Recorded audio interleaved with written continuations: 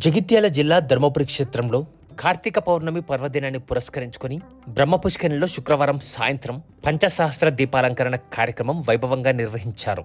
ప్రతి ఏడు వలె శ్రీ లక్ష్మీ నరసింహస్వామివారి దేవస్థానం ఆధ్వర్యంలో దీపాలంకరణ కార్యక్రమం కన్నుల పండుగగా కొనసాగుతుండడం ఇక్కడ సాంప్రదాయం కాగా కార్తీక మాసంలో పౌర్ణమి ప్రత్యేకతను సంతరించుకుంది. ఈ సందర్భంగా బ్రహ్మపుష్కరిణి మధ్యలో గల మండపంలో వేద పండితుల మంత్రోచ్చరణ మధ్య అర్చకులు శ్రీ లక్ష్మీ నరసింహస్వామివారికి ప్రత్యేక పూజలు నిర్వహించారు. ఈ వేడుకల్లో ప్రభుత్వ విప్ స్థానిక ఎమ్మెల్యే అడ్లూరి లక్ష్మణ్ కుమార్ పాల్గొని మొదటి దీపాన్ని వెలిగించి వేడుకలను ప్రారంభించారు. అనంతరం మహిళలు, భక్తులు బ్రహ్మపుష్కరిణిలో ఏర్పాటు చేసిన మట్టి ప్రమిదల్లో నూనె పోసి దీపాలను వెలిగించారు. దీపాల వెలుగుల్లో బ్రహ్మపుష్కరిణి దేదీప్యమానంగా విరాజిల్లింది. అనంతరం గోదావరి నది వద్ద దేవస్థానం ఆధ్వర్యంలో నిర్వహించిన గోదావరి హారతి కార్యక్రమంలో ఎమ్మెల్యే అడ్లూరి లక్ష్మణ్ కుమార్ భక్తులతో కలిసి పాల్గొని గోదావరి మాతకు హారతి సమర్పించి నదిలో కార్తీక దీపాలను వదిలారు. ధర్మపురి తీర్థక్షేత్రంలో క్షేత్రానికి వన్యగా ఉన్నటువంటి బ్రహ్మపుష్కరిణి కోనేరులో అనాదిగా వస్తున్నటువంటి ఆచార సాంప్రదాయాలను అనుసరించి పంచసహస్ర దీపాలంకరణ మహోత్సవము అత్యంత వైభవపేతంగా నిర్వహించుకోవడం జరిగింది.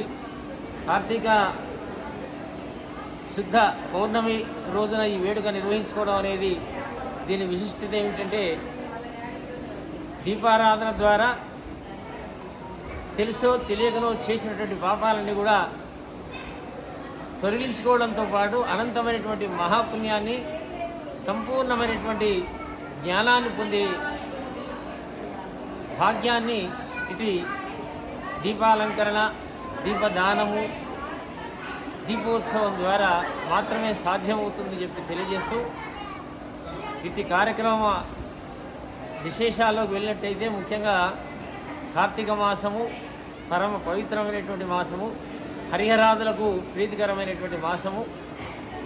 ఈ మాసాల్లో గోదావరి స్నానంతో పాటు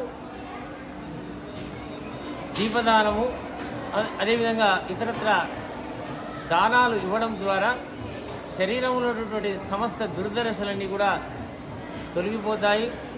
అనంతమైనటువంటి మహాపుణ్యంతో పాటు ఏదైతే మనం మానవులు సహజంగా అనేక కోరికలు ఉంటాయి, అనేక ఇతిబాధలు ఉంటాయి. ఇతిబాధల నివారణకు, అదేవిధంగా సకల కోరికల సిద్ధి కొరకై ఈ కార్యక్రమాలన్నీ కూడా చేసే భాగ్యాన్ని పొందాలి ప్రతి హిందువులు. కార్తీక దామోదరుడు సదా చల్లగా కాపాడాలని చెప్పి ప్రార్థిస్తూ సర్వే జనా సుఖినో భవంతు.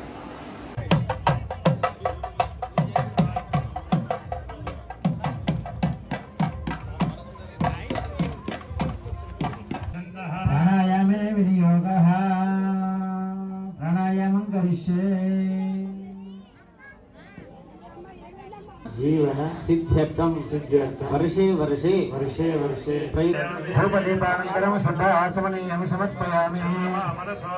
చక్షుఃసూర్యోదయక